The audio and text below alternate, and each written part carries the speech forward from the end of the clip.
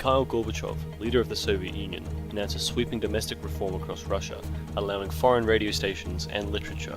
A new Russian health legislation has been admitted to combat alcoholism within the population. While popular with the general public, hardline party members believe Gorbachev is straying too far from the USSR's founding The Warsaw beliefs. Pact, along with other Soviet-controlled states, have increased demonstrations asking for independence.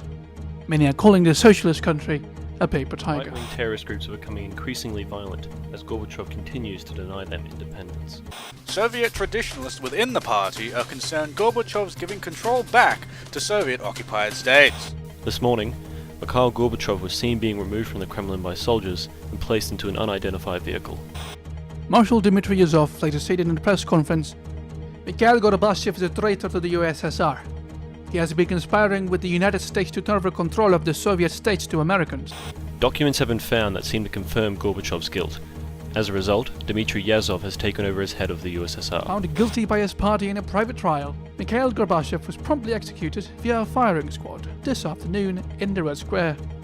The United States blames the traditional party for executing a coup against Gorbachev and has called a vote to declare the new government as illegitimate. The USSR has vetoed the United States motion, announcing their withdrawal from all discussion involving the United States. The Soviet Union begins to harshly stamp down any attempts at independence from its occupied states. Meanwhile, the traditional party today is constructing large walls on the borders of its outermost controlled states.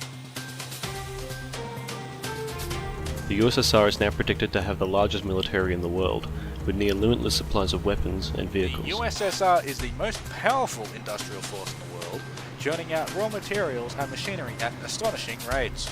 The traditional party has announced its intention to begin a policy of new Russian culture, as it described in a press release this morning. A policy of final Russification of its territories.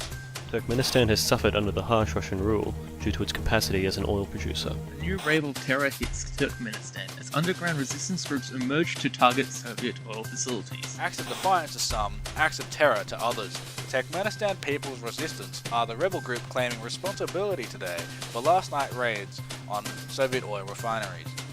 Soviet backlash from the Turkmenistan rebellions have been extremely swift, with local and Soviet forces pushing the rebels into hiding once again.